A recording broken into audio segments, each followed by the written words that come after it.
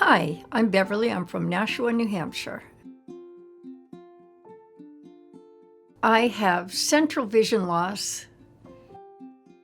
I haven't been able to see a person's face in many years, and that's really difficult.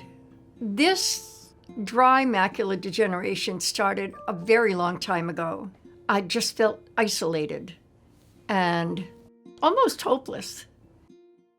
I had no idea there was help out there. I had never heard of low vision rehabilitation services.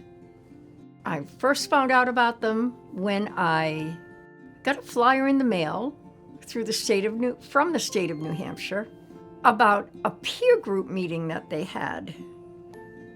And I had been pretty much flying solo until then. It was just a wonderful thing to find out, and they've really added to my independence. It just opened up my world.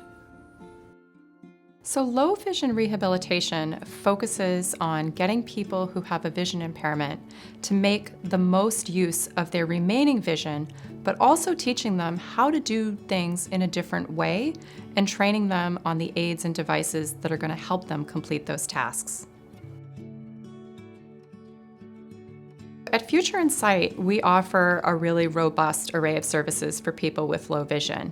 We also offer adjustment to blindness counseling services to help people emotionally adjust to their vision loss.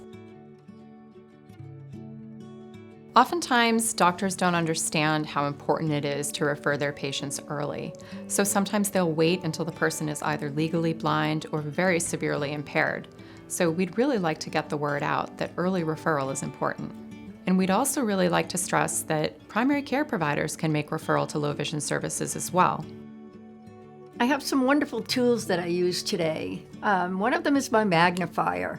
I don't go far without it. I have to read like a ticker tape, so it's not practical to read a book or anything, but I can still read, and I will do that as long as I possibly can. I also have Alexa. Alexa is my girl.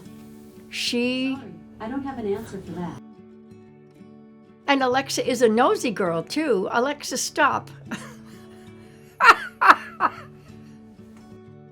And then I was fortunate and blessed enough to get Meta glasses for Christmas from my kids. They have been a blessing, such a blessing to use. In front of you is a display of various herbs, including oregano, basil, and mint, packaged in plastic containers and hanging from hooks on a wall in a grocery store. This is a package of organic thyme. The label says organic red kale, grown in USA, $2.99 each. When it started to read everything to me, I cried and cried. I just felt I was handed a miracle. Part of my life that I thought was gone is back because I'm able to do more on my own again.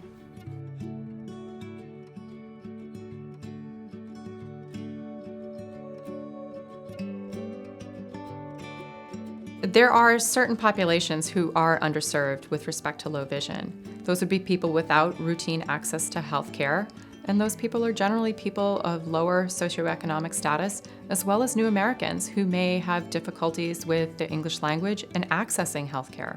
Most healthcare services, to include low vision services, are generally going to be centered in population centers, so the big cities.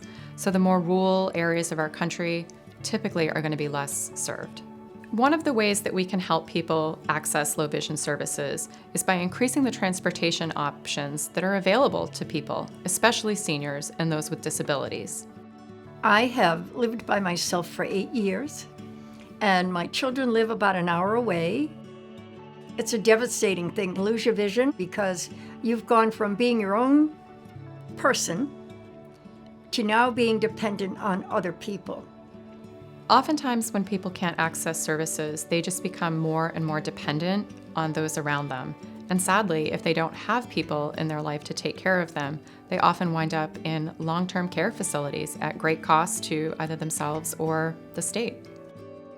When people are losing their sight, they're naturally going to worry about things such as, how will I ever be able to work or pay my bills or cook a meal? And when we can teach people the skills that they need and they're able to maintain their independence, that goes a long way to restoring their self-confidence. It means that they don't have to move into assisted living. With all the adaptations that have been done to my home in the past year, I feel absolutely independent and safe. When I think that there are actual places that people can't get these services, it really makes me feel sad. I think it's important for policymakers to understand that low vision and the diseases that cause low vision are extremely prevalent in our population. It's just that people don't talk about these things, and low vision is an unseen disability that often goes unrecognized. No matter where someone lives, we need to make sure that 3 things are happening. That number 1, people are getting to those eye appointments regularly.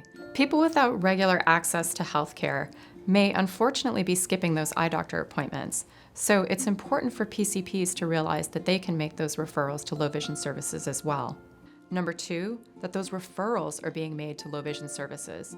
And number 3, that there are adequate transportation options for people to get to those services.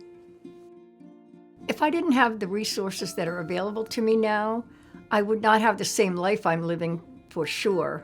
I would be kind of reclusive.